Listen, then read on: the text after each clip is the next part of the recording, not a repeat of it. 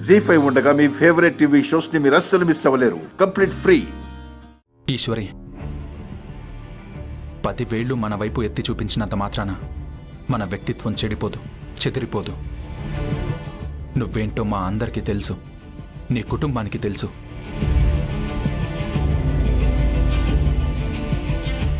ఎవరో అన్న మాటని, ఎవరో వేసిన నిందని పట్టుకుని నువ్వు బాధపడాల్సిన అవసరం లేదు.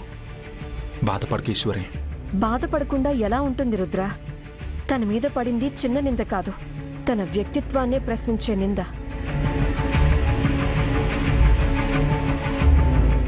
తన గతాన్నే అవమానించే నింద. తన భవిష్యత్తు మీద మచ్చ వేసే నింద. ఆ నింద నిజం కాదని నిరూపించే వరకు ఈశ్వరి కూడా ఎలా మనశ్శాంతిగా ఉంటుంది చెప్పు?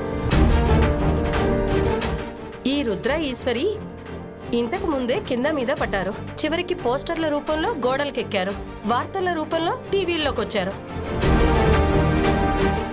ఇప్పుడు ఇంకెక్కడెక్కడెక్కారో ఏంటో. పోనీలే వదినా, పెళ్లి కాకముందే తల్లైతే ఇప్పుడు ఏమైందిలే, పెళ్లి చేసుకోబోయేవాడి వల్లే జరిగింది కదా.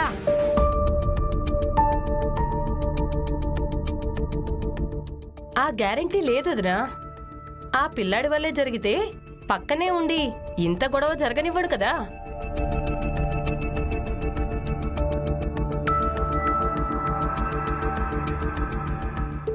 మీరు కాసేపు నోరు మూసుకుంటారా? నిజమేంటో అబద్ధమేంటో తెలుసుకోకుండా నోటుకొచ్చింది బాగేస్తారా? నాలుక ఎటు తిరిగితే అటు మాట్లాడేస్తారా?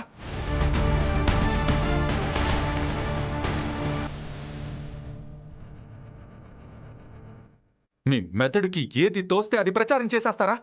ఇందులో ప్రచారమే ఉంది బాబు. కళ్ళ ముందే అంతా కనిపిస్తుంది కదా. ఏం కనిపించింది? తిన్నది పడక వామిట్ చేసుకుంటే అది కడుపని నిర్ణయించేస్తారా?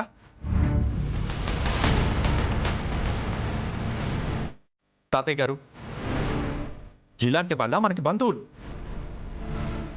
ఇలాంటి వాళ్ళ మన మంచి కోరుకునే వాళ్ళు. మన శుభకార్యాల్లో పాలు పంచుకునే వాళ్ళు, మన మేలు కోరుకునే వాళ్ళై ఉండాలి. మనం మంచి చెడులో తోడుగా ఉండేవాళ్ళు, మనకి ధైర్యం చెప్పే వాళ్ళై ఉండాలి. ఇలా మనల్ని కిందకి దిగజార్చే వాళ్ళు కాదు.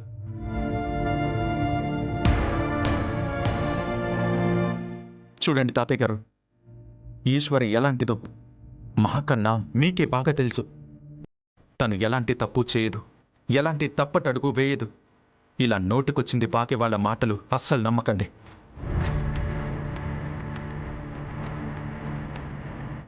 మీరు పూజకి వచ్చి పాల్గొన్నందుకు చాలా సంతోషం. ఇక మీరు వెళ్ళొచ్చు. ఆగండి.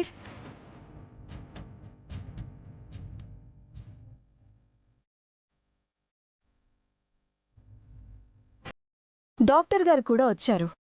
ఆమె చెప్పిన మాటలు విని అప్పుడు వెళ్ళండి.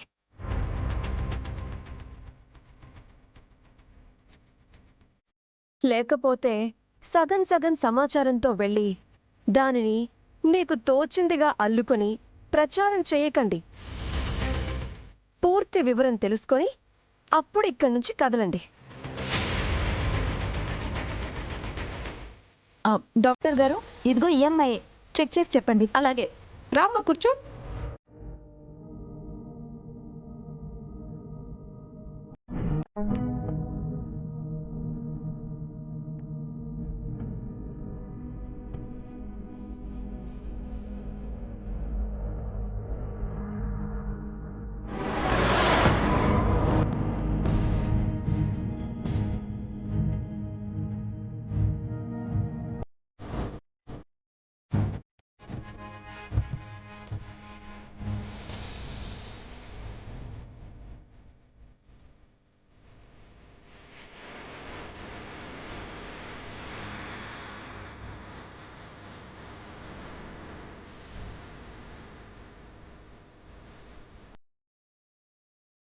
She's pregnant.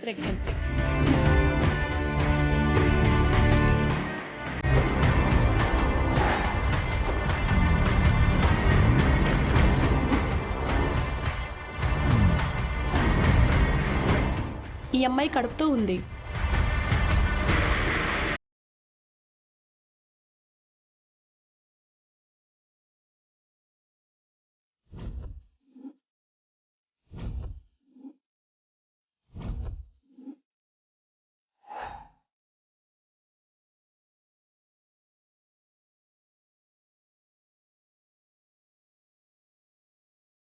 ఏంటి రుద్రబాబు, గొంతు మూగబోయిందేవి?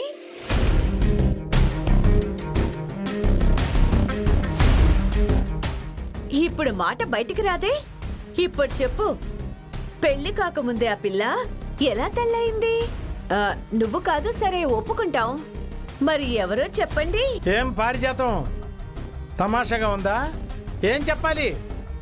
నీ పాచి నోటితో మాట్లాడిన మాటలకి మేం సమాధానం చెప్పాలా? తప్పుడు పని చేసిన మీ ఇంటి ఆడపిల్ల గురించి మాట్లాడకుండా ఏదో ఒక మాట అన్నానని నా మీద పౌరుషంగా లేస్తారేంటి? ఆపవి, నీతి లేందానా? నీతి మరిచిపోయి కూసావంటే ఆ కూసే నాలికని కత్తెరతో కోసి పారేస్తా. ఇప్పటికీ చెప్తున్నాను విను, మా ఈశ్వరి నిప్పు. కాదు కాదు కాదు కాదు కాదు కాదు కాదు.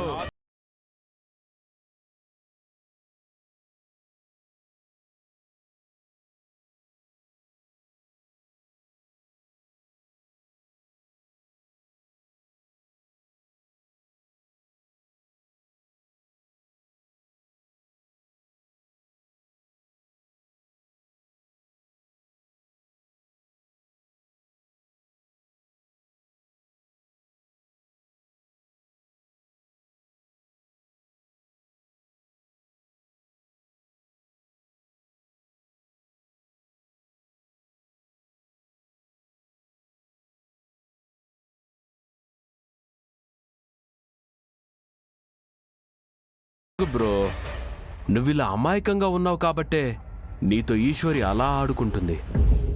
నీ ప్రేమలో నిజాయితీ ఉండొచ్చు, నువ్వు నిజంగానే దేవదాసులా ప్రేమించుండొచ్చు. నువ్వు దేవదాసు అయిపోయావని ఈశ్వరి పార్వతి అయిపోదు బ్రో. అజయ్, నేను ఎందుకు చెప్తున్నానో విను. మర్యాదగా ఇక్కడి నుంచి వెళ్ళిపో. నేను చెప్పాలనుకున్నది చెప్పేసే వెళ్తాను బ్రో. చూడు, ఈశ్వరి ఒకప్పుడు నా వెనకాల తిరిగింది. నాకు పెళ్లి చేయాలని ఈ కుటుంబం అంతా ప్రయత్నించింది. నువ్వు తగలగానే ఈశ్వరి నన్ను వదిలేసింది. నిన్ను తగులుకుంది. నువ్వు పోతే ఇంకొకడు. అసలు మనిద్దరం రాకముందు ఇంకా ఎంతమంది ఉన్నారో ఎవరికి తెలుసు?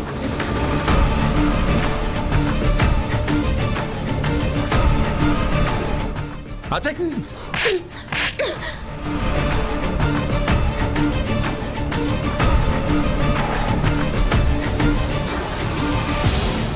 జీ5 యాప్ డౌన్లోడ్ చేసి అన్ని ఎపిసోడ్స్ పూర్తి ఉచితంగా చూడండి.